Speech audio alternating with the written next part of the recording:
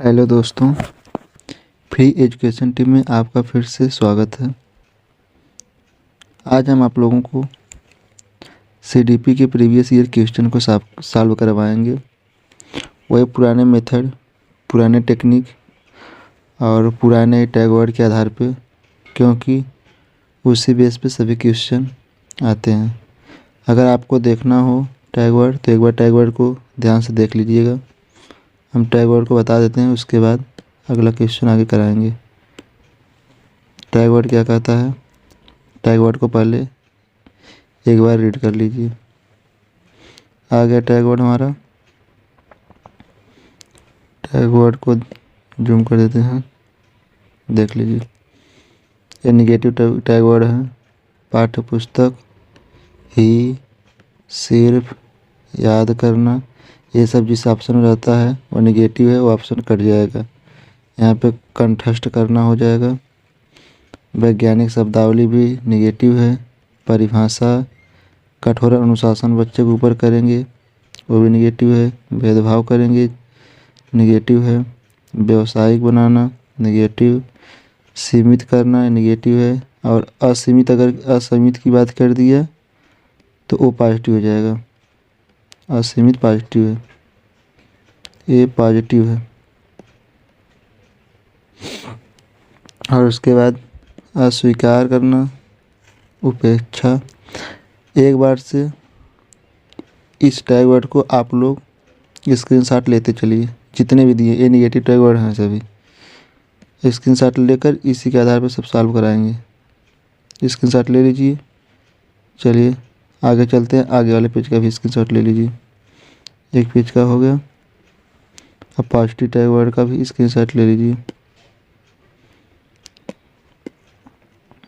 Positive tag word का इतना ले लीजिए स्क्रीनशॉट। आगे बढ़ाते हैं। जो बचा है इसको भी ले लीजिए। हो गया स्क्रीनशॉट इसका भी। चलिए क्वेश्चन की ओर चलते हैं। हमारा क्वेश्चन क्या कहता है,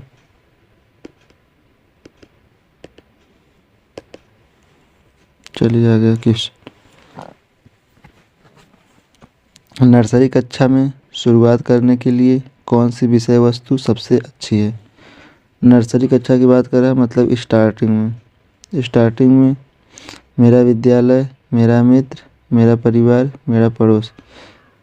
स्टार्टिंग में बच्चे को विद्यालय के बारे में नहीं पता रहता है, उसको मित्र के बारे में नहीं पता रहता है, पड़ोस के बारे में नहीं पता रहता। सबसे अच्छा उसको परिवार के बारे में, जैसे माता पिता, भाई बहन, दादा दादी, इनके बारे में पता है। तो ऑप्शन बी सही है।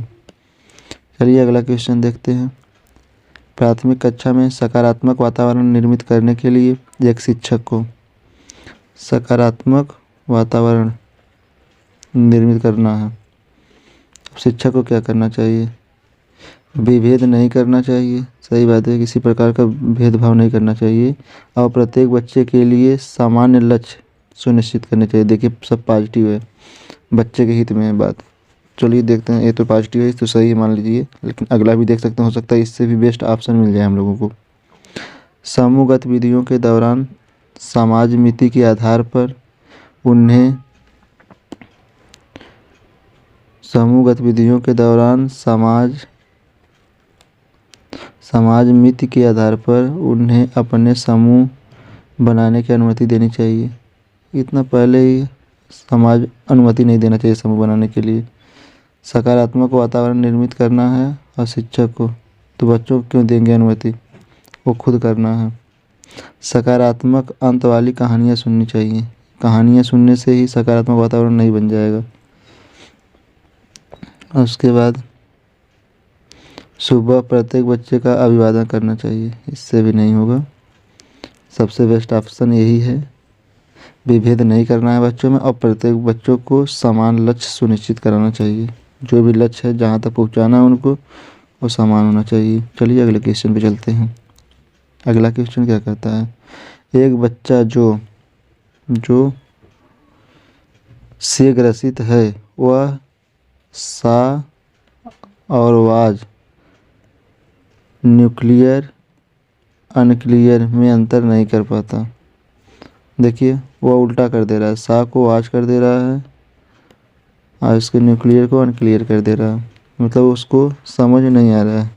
तो इसमें क्या है, पठन विकार है। पठन विकार का मतलब हो गया डिसलेक्सिया। डिसलेक्सिया जो है पठन विकार संबंधित है। चलिए चलते हैं अगले क्वेश्चन पे। और डिस्ग्राफिया जो होता है वो लेखन संबंधित होता है, ध्यान रखिएगा। डिस्ग्राफिया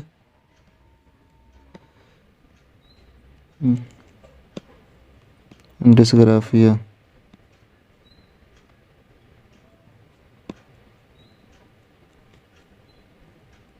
डिस्ग्राफिया जो होता है ये लेखन संबंधित है। और डिसलेक्सिया जो होता है पठन संबंधित हो गया। डिस्कैलकुलिया जो होता है गणना संबंधित होता है। चलिए चलते हैं अगले क्वेश्चन पे। निम्न में से कौन सी विशेष समस्या समाधान उपागम का विशेष चिन्ह है? क्या है, निम्न में से कौन सी विशेषता समस्या समाधान उपागम की विशेष चिन्ह है? समस्या मौलिक होती है, ये कोई बात नहीं है कि समस्या मौलिक है, जरूरी है कि समस्या हो ही। सही उत्तर प्राप्त करने का सामान्यतः एक उपागम होता है, नहीं और भी उपागम होते हैं। समस्या केवल एक सिद्धांत पर केवल की बात करती है, केवल निगेटिव टैग वर्ड है, काट दीजिए। समस्या कथन में संकेत अंतर्निहित रूप से दिया जाता है, ये सही है। समस्या कथन अगर समस्या कथन है तो इसमें संकेत अंतर्निहित रहता है, ये सही है, पॉजिटिव है। D option is right option. चलिए अगला क्वेश्चन देखते हैं। प्रतिभाशाली विद्यार्थी के आगे क्या सही होगा? शिक्षकों से स्वतंत्र होते हैं, नहीं, शिक्षक से जुड़कर ही रहते हैं, जरूरी नहीं स्वतंत्र क्यों होंगे। स्वभाव के अंतर्मुखी होते हैं, जरूरी नहीं वो अंतर्मुखी हो, ये भी गलत है। बहिर्मुखी होते हैं, अंतर्मुखी सब होते हैं, हर प्रकार के होते हैं। तो सिर्फ एक की बात कर दिया यहाँ पे। अपनी आवश्यकताओं को दृढ़तापूर्वक नहीं करते, दृढ़तापूर्वक क्यों नहीं करेंगे, वो तो प्रतिभाशाली है ना, अपनी आवश्यकताओं को तो करेंगे ही, तो आ सकते हैं। अपने निर्णय में आत्मनिर्भर होते हैं, ये सही है। देखिए आत्मनिर्भर रहते हैं, जो प्रतिभाशाली बच्चे हैं वो आत्मनिर्भर रहते हैं अपने निर्णय लेने में, खुद से निर्णय लेते रहते हैं वो। तो डी ऑप्शन सही है। आप इस प्रकार से देखिए बच्चा के हित में कौन सा सबसे बेस्ट हो रहा है, उसी ऑप्शन को आपको पकड़ना है। चलिए देखते हैं अगला क्वेश्चन। अगला क्वेश्चन क्या कहता है, सीखने संबंधित निर्योग्यता। सीखने संबंधित निर्योग्यता की बात कर रहे हैं। निर्योग्यता मीन्स कमी होता है, निर्योग्यता समझिए। योग्यता मतलब उनके अंदर सीखने की योग्य जो होते हैं, और निर्योग्यता मतलब जो अयोग्य होते हैं।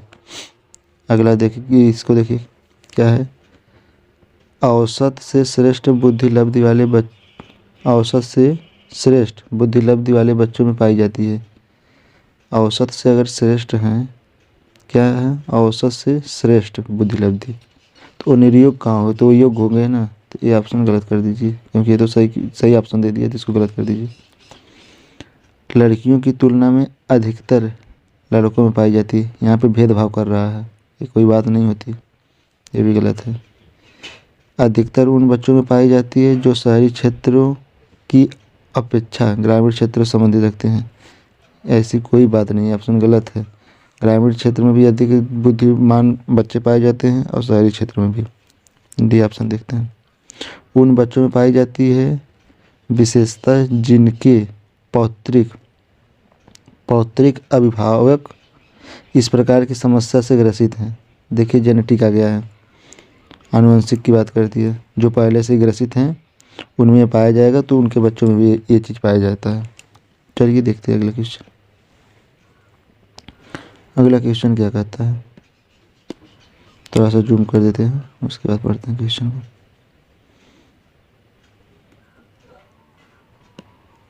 क्या कह रहा है अगला क्वेश्चन। मोनिका जो गणित की शिक्षिका है, राधिका से एक प्रश्न पूछती है, राधिका से प्रश्न पूछ रही है। राधिका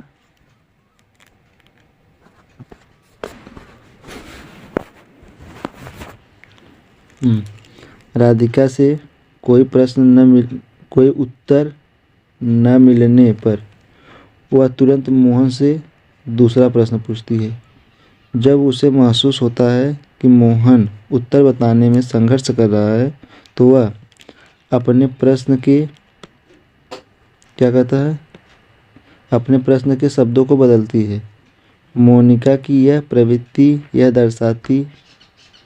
यह प्रदर्शित करती है कि वह देखिए क्या प्रदर्शित करती है, वह इस तथ्य से पूर्णतः परिचित है कि राधिका सवालों के जवाब देने के योग्य नहीं है।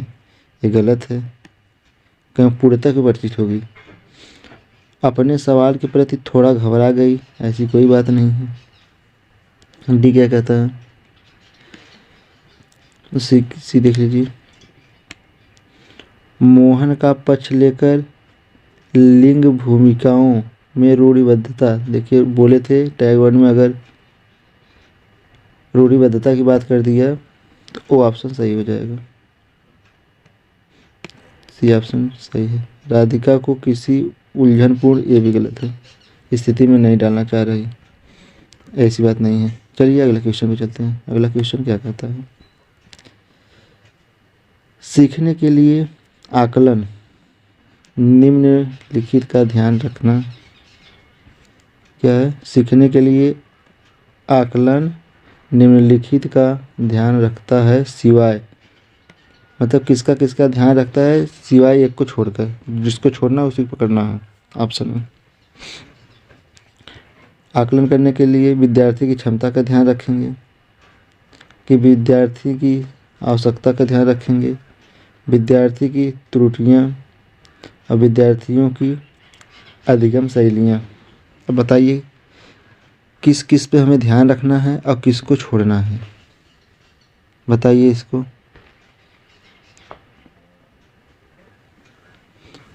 हम अगर आकलन करेंगे तो उसमें विद्यार्थी की क्षमता को तो देखेंगे, ये सही है। विद्यार्थी की त्रुटियां जो है इसको भी देखेंगे क्योंकि हमें आकलन करना है।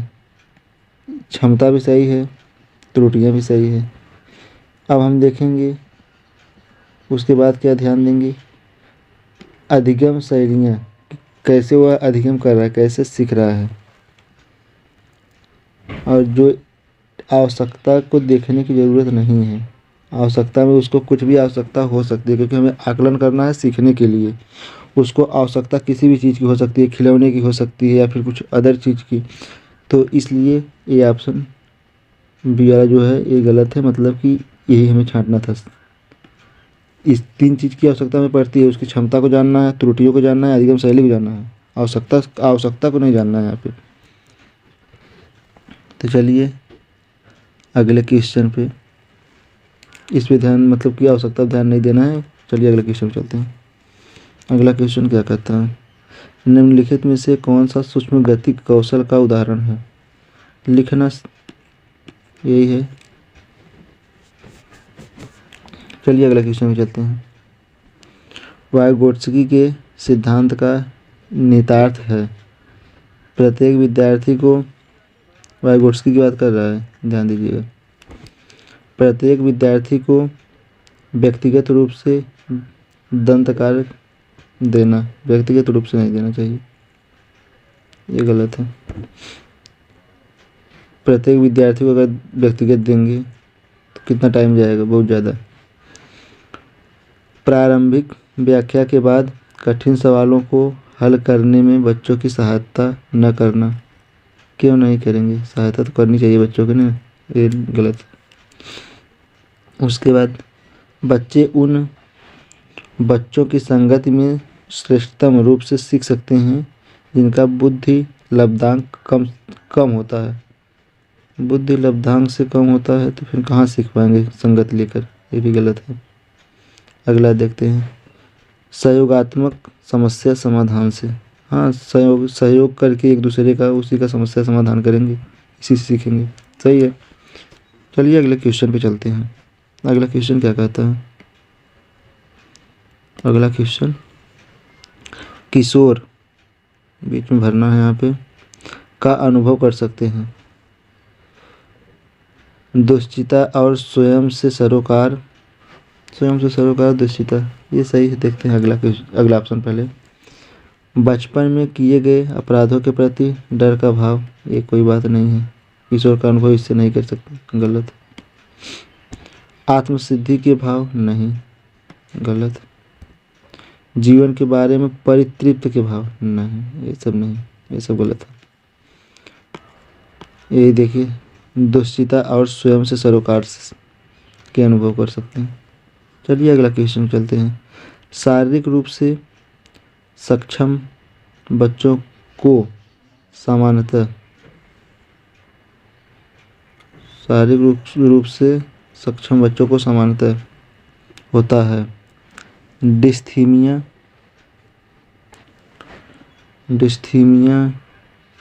Dyscalculia, dyslexia, dysgraphia.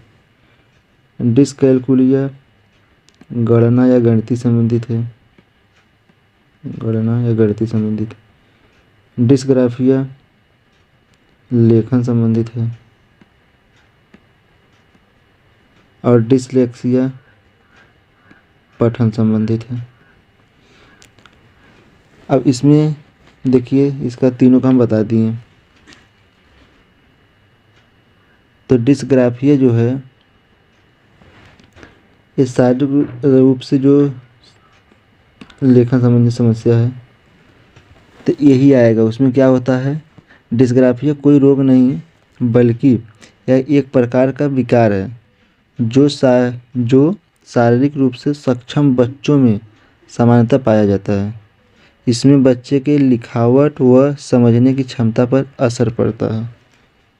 तो हम क्या करेंगे, डिस्ग्राफिया को यहाँ पे सही करेंगे। चलिए अगले क्वेश्चन में चलते हैं। आंशिक पुनर्वलन सतत पुनर्वलन की अपेक्षा कम प्रभावी होता है, ऐसी कोई बात नहीं है। अधिक प्रभावी होगा, क्यों कम प्रभावी होगा। उसके बाद वास्तविक कक्षा कक्ष में अनप्रयुक्त नहीं किया जा सकता। आंशिक रूप से पुनर्वलन क्यों अनप्रयुक्त किया नहीं जा सकता, हम कर सकते हैं प्रयोग। उसके बाद देखिए, पशुओं को प्रशिक्षित करने में सर्वाधिक कार्य क्या है, पशुओं को प्रशिक्षित करने में सर्वाधिक कार्य करता है।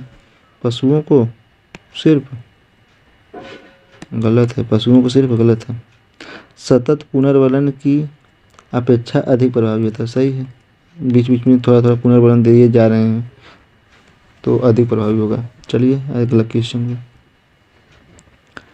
एक सशक्त विद्यालय अपने शिक्षकों में निम्नलिखित योग्यता में से किसे सर्वाधिक बढ़ावा देगा।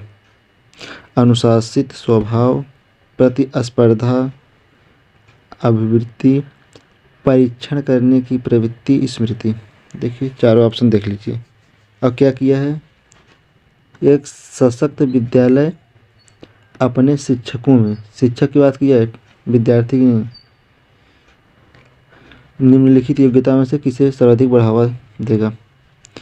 अनुशासन, स्वभाव, प्रतिस्पर्धा। इसमें प्रतिस्पर्धा होगा, मतलब कंपटीशन को बढ़ाएगा, वो हमेशा कंपटीशन को बढ़ावा देगा।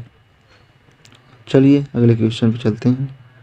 अगला क्वेश्चन क्या कहता है, निम्नलिखित में से अंतःविषयी अनुदेशन का सर्वोत्कृष्ट लाभ यह है कि, देखिए क्या दिया, अंतःविषयी अनुदेशन का सर्वोत्कृष्ट लाभ की बात किया है। पाठ योजना बनाने और गतिविधियों में शिक्षकों को अधिक लचीलेपन की अनुमति होती है, ऐसी कोई बात नहीं। देख रहे हैं अगला ऑप्शन। विद्यार्थी को सीखे गए ज्ञान का बहु संदर्भों में, बहुसंदर्भ मतलब बहुत जगह, बहु संदर्भों में अनुप्रयोग करने, सामान्यीकृत करने का अवसर। देखिए पॉजिटिव अवसर वैसे भी, और यहाँ पे देखिए बहु संदर्भों में प्रयोग करने के लिए बात कर रहा है, तो ये बी वाला ऑप्शन जो है ये सही हो जाएगा, क्योंकि बच्चों के हित की बात किया है, तो इसके लिए यही ऑप्शन सही पड़ेगा। उसके बाद देखिए प्रकरण की विविधता, जिन्हें परंपरागत पाठचर्या में संबोधित किया जाने की आवश्यकता है। ये शिक्षक नहीं, ये भी गलत है। और उसके बाद डी ऑप्शन, डी ऑप्शन भी क्या है, विद्यार्थी में विभिन्न विषय क्षेत्रों के विशेष प्रकरणों के प्रति नाप, ये भी गलत है। कम संभावना की बात कर रहा है ना, गलत है। चलिए अगला क्वेश्चन देखते हैं। शिक्षक के अलावा निम्नलिखित सभी को करते हुए समस्या समाधान, यहाँ पे बीच में भरेंगे हम, बीच में यहीं पे ऑप्शन को एडजस्ट करना है। शिक्षक डैश के अलावा निम्नलिखित सभी को करते हुए समस्या समाधान को विद्यार्थियों के लिए मज़ेदार बना सकते हैं। जब सृजनात्मक चिंतन के लिए असीमित अवसर, असीमित की बात नहीं हम बोले थे, असीमित अवसर देंगे तो उपलब्ध कराने। उसके बाद देखिए, जब विद्यार्थी स्वयं से कार्य करने की कोशिश कर रहे हों, स्वयं से कार्य करने की, स्वयं कोई कार्य करने की कोशिश कर रहे हों तो उनमें परिपूर्णता की अपेक्षा करनी, सही है। स्वयं से करके सीखना पॉजिटिव टैग वर्ड है, हम बताए थे पहले ही, उसको ध्यान दीजिएगा। और यहाँ पे क्या, मुक्त अंत वाली सामग्री उपलब्ध, ये नहीं है, मुक्त अंत की कोई बातें नहीं है, मुक्त खेल के द्वारा, ये भी नहीं है। सबसे बेस्ट ऑप्शन जो है बी ऑप्शन है, क्योंकि वो स्वयं करके सीखने की बात कर रहा है। तो यही लास्ट क्वेश्चन था दोस्तों। आज यहीं पर अपना सेशन समाप्त करते हैं। और चैनल पर पहली बार आएँ तो सब्सक्राइब जरूर कर लें और टैग वर्ड को ध्यान में रखें। टैग वर्ड हिंदी और सीडीपी की पेडागोजी में मुख्य भूमिका निभाएगा। आपको ये ईवीएस की भी पेडागोजी में आएगा, मतलब लगभग पेडागोजी के सभी जगह पे आएगा। अगर आप लोग दोस्तों कमेंट करके बताइएगा ईवीएस का थियरी पोर्शन का कंप्लीट वीडियो चाहिए तो एक बार कमेंट आप कर दीजिएगा। चलिए दोस्तों, इसी वीडियो के साथ सेशन को समाप्त करते हैं। तब तक के लिए जय हिंद, नमस्कार।